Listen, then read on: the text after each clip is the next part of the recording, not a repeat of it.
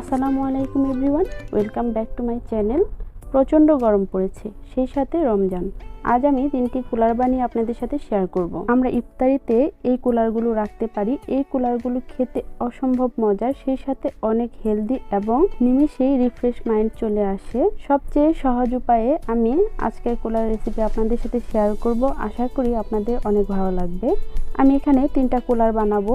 একটা হচ্ছে cucumber cooler, আরেকটা অরেঞ্জ কুলার, আরেকটা হচ্ছে ওয়াটারমেলন কুলার। তাহলে চলুন দেখে নিচ্ছি। প্রথমে আমাদের কুলার বানানোর জন্য ফ্রেশ পুদিনা পাতা লাগবে। আমি পুদিনা পাতা প্রথমে উঠিয়ে নিচ্ছি। তারপর এখানে প্রথমে অরেঞ্জ জুস করে নিতে হবে। এখানে আমি 1 কাপের মতো অরেঞ্জ জুস করে নিয়েছি। তারপর এরকম একটা জার নিতে হবে, জারে আমি প্রথমে ঢেলে নিচ্ছি। ঢেলে নিয়ে এখানে দিয়ে দিচ্ছি 3-4টা মতো পুদিনা পাতা, 1 টেবিল চামচ পরিমাণ লেবুর রস, আর 2-3 চিমটি বিট লবণ, আর 1 টেবিল চামচ দিয়ে দিচ্ছি চিনি। আপনারা আপনাদের পছন্দ মতো দিয়ে দিবেন। আর এখানে দিয়ে দিচ্ছি ঠান্ডা পানি 1/2 কাপের মতো। তারপর জারের ঢাকনাটা এভাবে করে লাগিয়ে খুব ভালো করে ঝেঁকে নিতে হবে। কিছুক্ষণ ঝেঁকে নিলেই এটা রেডি হয়ে যাবে। তারপর আমি ঠান্ডা সার্ভ করব, সেজন্য বরফ দিয়ে দিচ্ছি পর্যাপ্ত পরিমাণে। বরফটা আমি তাওয়ালে পেঁচিয়ে খুব ভালো করে থেতো করে নিয়েছি। তারপর এভাবে করে ঢেলে দিচ্ছি। ব্যাস রেডি হয়ে গেল এই মজার রিফ্রেশিং অরেঞ্জ কুলার।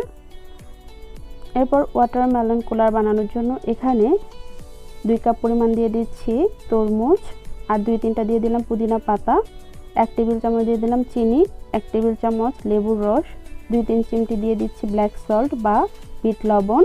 আর মিষ্টিটা অবশ্যই আপনারা আপনাদের পছন্দ অনুযায়ী দিবেন। তারপর ব্লেন্ডারের জারে আমি প্রথমে এভাবে করে চেপে চেপে তরমুজটা একটু ম্যাশ করে নিলাম। তারপর এভাবে করে ব্লেন্ড করতে হবে। ব্লেন্ডটা 2-3 বারের মতো থেমে থেমে করতে হবে, তাহলে খুব ভালো হবে। ব্যাস এটাও রেডি হয়ে গিয়েছে। এবার আমি এটাও সার্ভ করব। সার্ভ করার জন্য একটা গ্লাস নিয়ে নিয়েছি। এখানে প্রথমে ছেঁকে নিতে হবে। কেউ যদি না ছেঁকে সার্ভ করতে চান তাও করতে পারবেন, তবে ছেঁকে নিলে খুব ভালো হয়। তারপর আমি একটা গ্লাসে আবারও বরফ দিয়ে দিচ্ছি। খুব বেশি করে বরফ দিতে হবে। আর দিয়ে দিলাম একটা লেবুর স্লাইস, দেখতে ভালো লাগবে। তারপর আমি ওয়াটারমেলন জুসগুলো ঢেলে দিচ্ছি। ব্যাস রেডি হয়ে গেল এই মজার রিফ্রেশিং ওয়াটারমেলন জুস।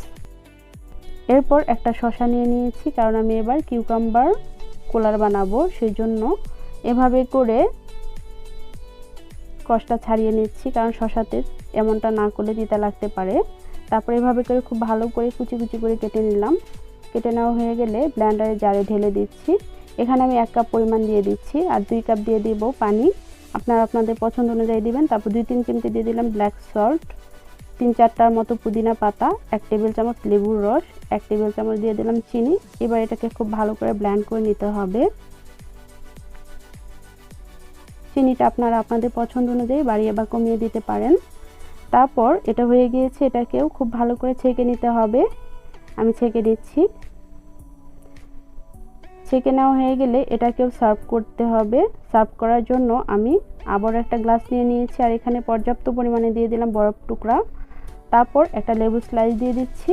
এবার আমি এই কিউকাম্বারের জুসটা ঢেলে দিচ্ছি। ব্যাস